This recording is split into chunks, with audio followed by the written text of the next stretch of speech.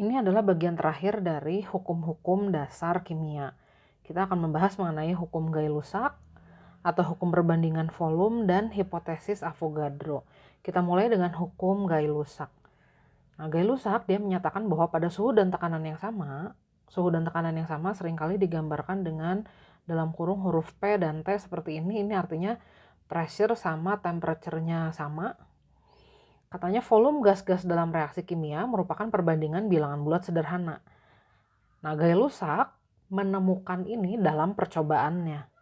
Tapi percobaan ini gagal menjelaskan kenapa perbandingan volume gas-gas dalam suatu reaksi kimia itu selalu merupakan bilangan bulat sederhana. Nah, kemudian hukum ini berhasil dijelaskan oleh hipotesis Avogadro. Nah, kenapa hukum ini gagal menjelaskan kenapa perbandingan volume gas itu selalu sama dengan bilangan bulat sederhana? Karena selama ini para ahli menganggap bahwa partikel itu selalu berupa satu jenis atom saja. Jadi mereka belum mengenal adanya molekul unsur seperti yang kita kenal, seperti ini nih, H2, O2, Cl2, S8, P4, dan seterusnya. Nah, akhirnya ada seorang ahli yang mengemukakan sebuah hipotesis atau dugaan. Jadi dugaannya ini dasarnya adalah hukum Gay-Lussac. Katanya pada suhu dan tekanan yang sama, pada keadaan P dan T juga, semua gas yang volumenya sama itu pasti jumlah molekulnya sama. Hipotesis Avogadro seperti itu. Jadi Avogadro menyimpulkan perbandingan volume gas-gas dalam persamaan reaksi itu pasti sama dengan perbandingan koefisiennya. Nah, dari dua hukum ini akhirnya bisa ditentukan atau ditetapkan rumus molekul dari suatu senyawa. Saya kasih contoh di sini.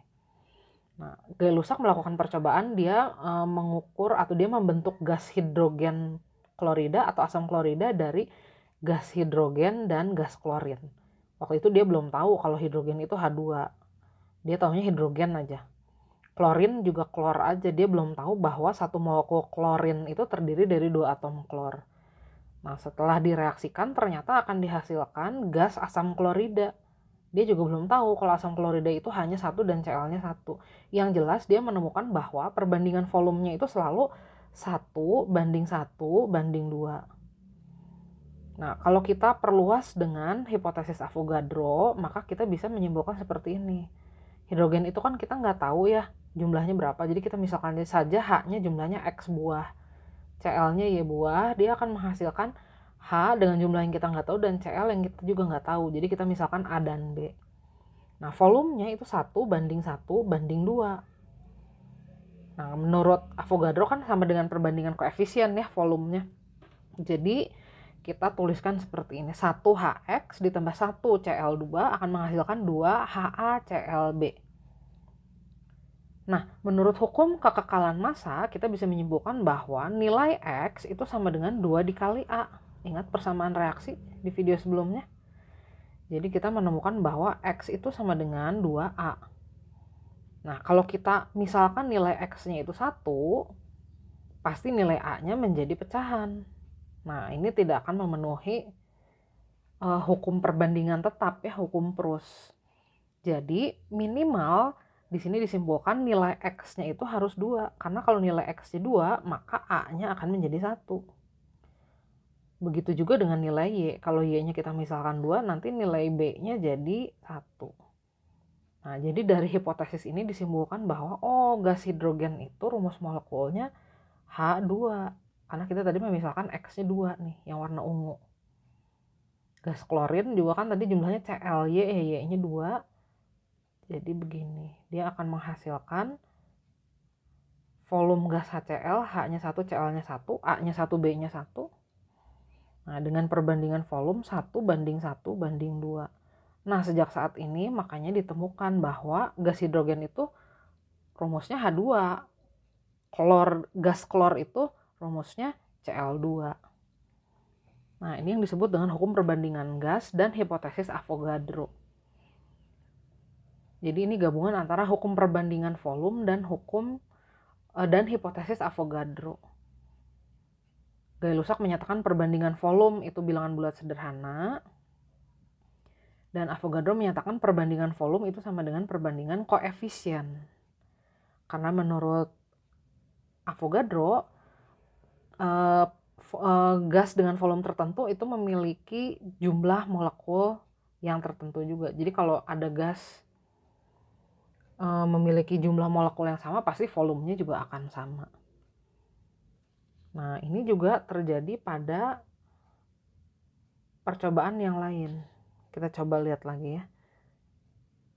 Nah, Gay-Lussac dia melakukan percobaan dan dia selalu menemukan bahwa kalau dia mereaksikan gas hidrogen dengan oksigen, nanti dia akan mendapatkan uap air. Nah, perbandingan volumenya itu selalu begini. Jadi 2 bagian hidrogen itu selalu bereaksi dengan 1 bagian oksigen. Nah, nanti dihasilkan ada 2 uap air. Nah, dari sini jadi disimpulkan, kita misalkan aja H itu jumlahnya X dalam 1 molekulnya. O itu jumlahnya Y. Nanti dia akan menghasilkan air. Airnya tidak tahu H-nya berapa, O-nya berapa. Di awal kan mereka tidak tahu. Nah, tapi perbandingan volumenya itu selalu 2 banding 1 banding 2. Nah, kalau kita misalkan di sini X-nya 1, berarti kan di sini jumlah atom H di kiri 2X ya. Itu harus sama dengan jumlah atom H di kanan 2A. Jadi kalau X-nya 1, berarti X-nya akan sama dengan A, A-nya juga 1.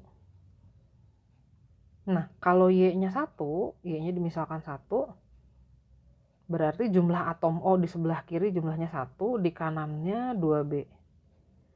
Nah, ini akan menghasilkan B yang sama dengan setengah. Jadi kalau gitu kita ganti deh, Y-nya jangan 1, Y-nya 2 aja. Kalau Y-nya 2, jadi kita nanti dapat nilai B-nya 1. Nah, kalau Y-nya kita ganti jadi 2, X-nya juga kita ikut ganti jadi 2. Kalau X-nya 2, berarti 2X sama dengan 2A. Nah, nilai A-nya jadi 2 kali 2 sama dengan 2A.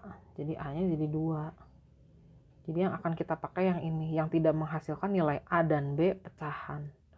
Makanya rumus molekul air disimpulkan adalah H2O.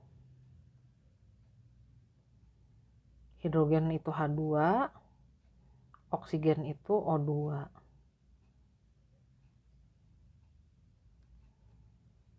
Nah, pengaplikasian hukum Avogadro-Gay-Lussac akhirnya disebut Avogadro-Gay-Lussac ini nanti akan menjadi dasar perhitungan-perhitungan kimia selanjutnya. Nah, nanti akan saya terangkan di video berikutnya berupa contoh soal.